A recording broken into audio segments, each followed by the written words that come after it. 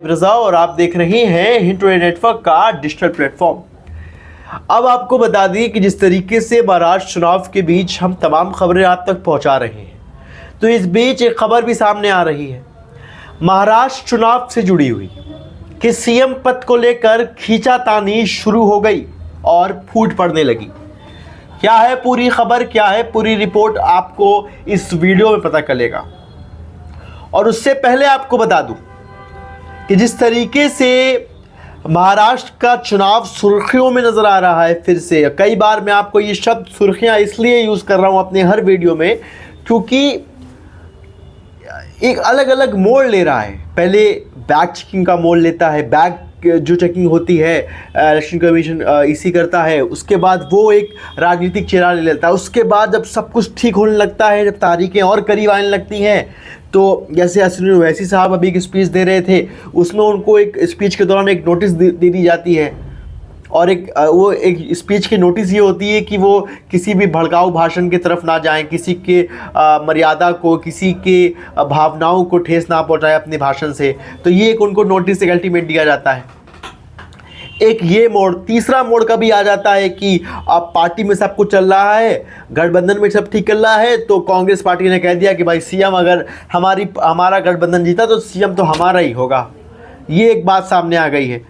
तो अब देखना यही है कि क्या कुछ पूरी खबर है, क्या कुछ पूरी रिपोर्ट है और जिस तरीके से ये खबर सामने आई है और कितनी महत्वपूर्ण है, ये आपको तो हमारा थंबनेल देख के ही पता चल गया होगा।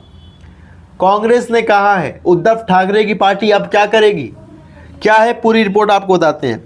आपको बता दें कि सीएम तो कांग्रेस का ही होगा। महाराष्ट्र चुनाव से पहले एमबीए में फूट, अब क्या करेगी उद्धव की पार्टी। जिस तरीके से आपको बता दें कि महाराष्ट्र चुनाव में अब कुछ ही दिन बाकी हैं और सभी पार्टियां अपने अपने उम्मीदवारों के दावे भी कर रही हैं कि हमारा उम्मीदवार जीतेगा और हमारा उम्मीदवार एक तरीके से अच्छे तरीके से लड़ेगा और लड़ रहा है और वो हमारा उम्मीदवार ही ने सब कुछ किया है, हमारा उम्मीदवार ही जीतेगा। ये तमाम पार्टियां कर रही हैं। इस बीच आपको बता दें कि महायुति जहां चुनाव बाद सीएम की घोषणा की बात कर रही है, तो वहीं एमबीए में इस पद को लेकर फूट पड़ती दिख रही है। एक गठबंधन चुनाव सीएम चेहरे की बात कर रही है और दूसरी तरफ सीएम चेहरे और सीएम पद के लिए खींचातानी का नज़ारा सामने आ रहा है और कहा जा रहा है कि फूट पड़ चुकी है। इस बीच कांग्रेस ने कह दिया है कि उम्मीदवार अगर हमारी पार्टी जीती है तो सीएम पद की कुर्सी पे हमारा ही उम्मीदवार बैठेगा, हमारा ही कांग्रेस पार्टी से ही जो भी होगा वो बैठेगा। और उद्धव ठाकरे पार्टी पे कहा जा रहा है कि फूट पड़ चुकी है। अब देखना ये है कि उद्धव ठाकरे की पार्टी करती क्या है। कांग्रेस ने बोला हमारा होगा सीएम। इस बीच आपको बता दें दरअसल चुनाव से पहले कांग्रेस ने सीएम पद पर दावा ठोका है और इस दावे के साथ ही गठबंधन में नया विवाद खड़ा हो गया है। चुनाव के ऐलान से पहले उद्धव ठाकरे ने सीएम फेस की घोषणा करने की मांग की थी, लेकिन तब शरद पवार और कांग्रेस ने इनकार करते हुए उद्धव को झटका दिया था और अब तो कांग्रेस की मांग के साथ ही नया बखेड़ा खड़ा होने वाला है। जिस तरीके से पहले सब उद्धव ठाकरे ने कहा था कि सीएम पद का ऐलान कर दिया जाए, सीएम पद के बारे में सोचा जाए, तो उस टाइम शरद पवार और कांग्रेस ने इनकार कर दिया था और अब फिर से सामने आ गए हैं और सीएम पद के लिए लड़ाई शुरू हो चुकी है। सीएम पद के लिए एक तरीके से आपको बताया जाए कि एक नया रुख दे दिया गया है चुनाव से पहले। आज 14 तारीख हो गई है, 6 दिन बचे हैं, 6 दिन भी छोड़ दीजिए, 5 दिन बचे हैं क्योंकि शाम हो चुकी है। 5 दिनों के अंदर क्या क्या मोड़, नए नए मोड़ आते हैं और क्या 5 दिनों के अंदर सीएम पद के चेहरे के लिए उद्धव ठाकरे की पार्टी ये पूरा मामला सुलझा सकेगी कि नहीं सुलझा सकेगी, ये बहुत महत्वपूर्ण है। आपको बता दें कि पृथ्वीराज चौहान ने किया है दावा कि पूर्व सीएम और कांग्रेस के नेता पृथ्वीराज चौहान ने दावा किया है कि अगर चुनाव में महाविकास आघाड़ी को जीत मिलती है तो सीएम कांग्रेस का ही होगा। इन्होंने ये अपने एक्सेस पे बातचीत करते हुए कहा है कि भाई हमारा ही सीएम होगा जो होना है। और पृथ्वीराज चौहान साहब भाजपा पर भी बरसे हैं। क्या बयान सामने आया है पृथ्वीराज चौहान साहब का, ये देखते हैं।